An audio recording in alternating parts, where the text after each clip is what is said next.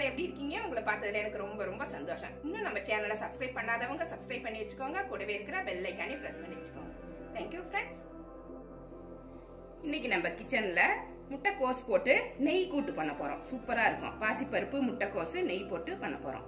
அதான் நல்லா வாசமா இருக்கும். நெய் போடுறதால நல்ல டேஸ்டா இருக்கும் சாதத்துல போட்டு சாப்பிடும்போது. இது ஃபர்ஸ்ட் கொஞ்சம் எண்ணெய் ஊற்றிக்கணும். வெறுமனே நெய் போட்டிங்கன்னாக்கா ட்ரையா இருக்கிற மாதிரி இருக்கும். சன்ஃப்ளவர் ஆயில் ஊற்றிருக்கேன். கூடவே 2 ஸ்பூன் நெய்.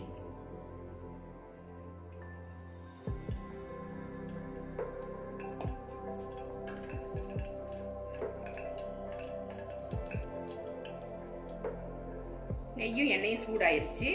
1 ஸ்பூன் கடுகு உளுந்தம்பருப்பு, 1/4 ஸ்பூன் சோம்பு போட்டுக்கிறேன்.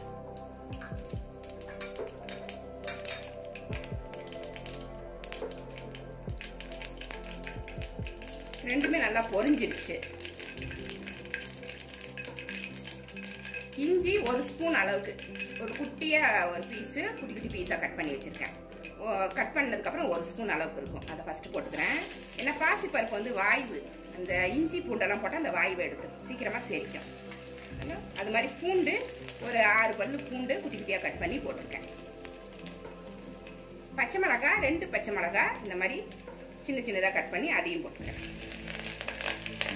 ஒரு பெரிய வெங்காயம் பொடி பொடியா கட் பண்ணி வச்சிருக்கேன். அதையும் போட்டு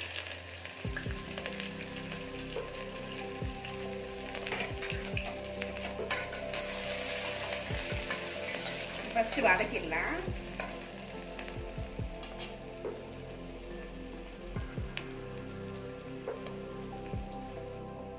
வெங்காயம் நல்லா வதங்கிடுச்சு. இப்ப தக்காளி 2 தக்காளி கட் பண்ணிருக்கேன். ஏன்னா இதுக்கு புளி ஊத்த போறது இல்லை, அதனால 2 தக்காளியா போட்டுக்கிறேன்.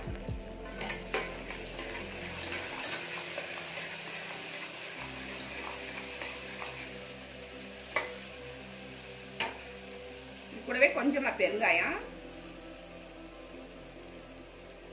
ஒரு 1/4 ஸ்பூன் அளவுக்கு,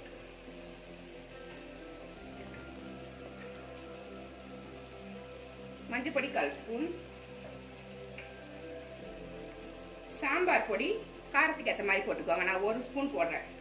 ஒரு 1/2 ஸ்பூன் போட்டேன், இன்னும் ஒரு 1/2 ஸ்பூன் போடுறேன். ஏன்னா பச்சை மிளகாய் போட்டிருக்கோம், அதனால அது இருக்கட்டும்.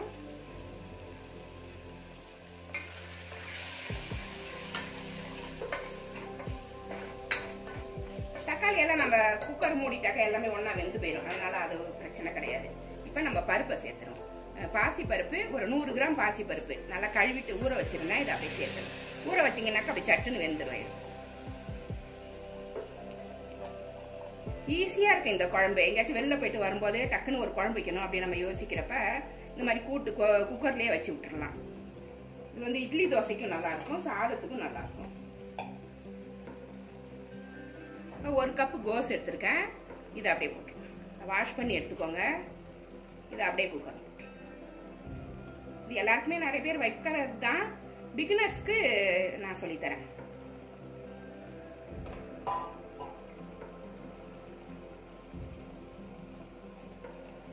தேவையான அளவு உப்பு போட்டுருவோம்.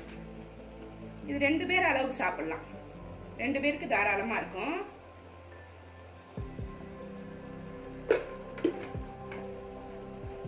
தேவையான தண்ணி ஊத்திடணும்.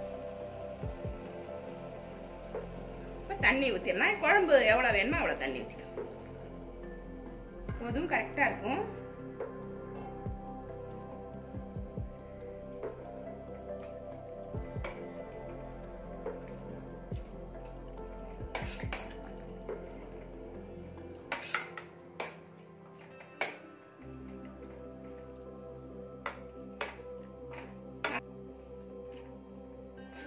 நல்லா கலந்து விட்டுக்கோங்க. எல்லாமே இப்ப போட்டாச்சு. இப்ப கருவேப்பிலை மட்டும் போட்டுட்டு குக்கரை மூடிடுறேன்.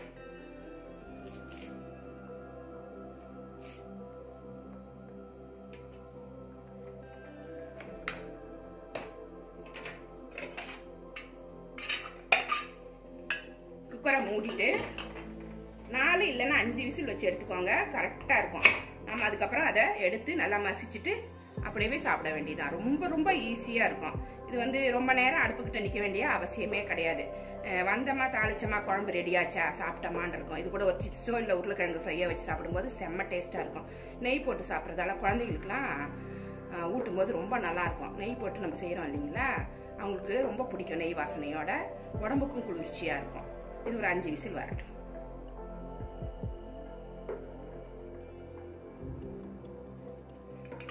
குக்கரை திறந்துட்டு பார்க்கலாம். இப்படி தான் இருக்கும் வெந்ததுக்கப்புறம். இதை நம்ம என்ன பண்ணணும், லைட்டாக மசிச்சு விட்டுறணும். கரண்டியாலே மசிங்கனாலே எல்லாம் கலந்துரும். நல்லா கம கமன்னு நெய் வாசனையோட இருக்கு. சூப்பராக இருக்கும். இது இட்லி தோசைக்கும் வச்சுக்கலாம். அது மாதிரி சப்பாத்திக்கு ரொம்ப நல்லா இருக்கும். இது சப்பாத்திக்கு தால் செய்வோம் பார்த்தீங்களா, அதில் இந்த முட்டைக்கோசையும் சேர்த்து போட்டு செஞ்சுட்டிங்கனாக்கா செம்ம காம்பினேஷனாக இருக்கும். இது ஒரு கப்பில் எடுத்து வச்சு காமிக்கிறேன் உங்களுக்கு. இந்த மாதிரி எடுத்துக்கோங்க, அப்போ தான் உங்களுக்கு சாதத்தோட ஒட்டும் சாப்பிட்றதுக்கு நல்லாயிருக்கும். ரொம்ப தண்ணியாக இருந்துச்சுன்னா இந்த கூட்டு வந்து நல்லா இருக்காது. இப்படி இருக்கும்போது தான் சூப்பராக இருக்கும். உங்களுக்கு விருப்பப்பட்டீங்கன்னா இன்னும் கூட கொஞ்சம் நெய் போட்டுக்கலாம். இல்லைனாக்கா சாதம் பிசையும் போது கூட கொஞ்சம் நெய் போட்டு பிசைஞ்சுக்கோங்க.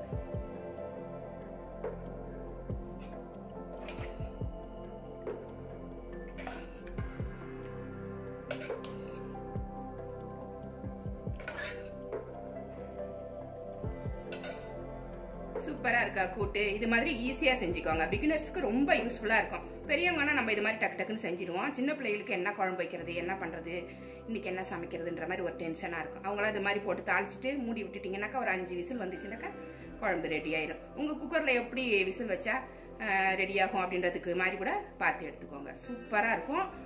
இது வந்து இட்லி தோசைக்கு நல்லாயிருக்கும், சப்பாத்திக்கு அருமையாக இருக்கும், அது மாதிரி பூரிக்கும் நல்லாயிருக்கும். சூப்பராக இருக்கும். இந்த ரெசிபி உங்களுக்கு பிடிச்சிருந்தா நம்ம சேனலை சப்ஸ்கிரைப் பண்ணி வச்சுக்கோங்க. கூடவே இருக்கிற பெல் ஐக்கானையும் ப்ரெஸ் பண்ணி வச்சுக்கோங்க. லைக் பண்ணுங்கள், ஷேர் பண்ணுங்கள், கமெண்ட் பண்ணுங்கள். இவ்வளோ நேரம் என்னோட வீடியோவை பார்த்த எல்லாருக்குமே நன்றி. Thank you friends.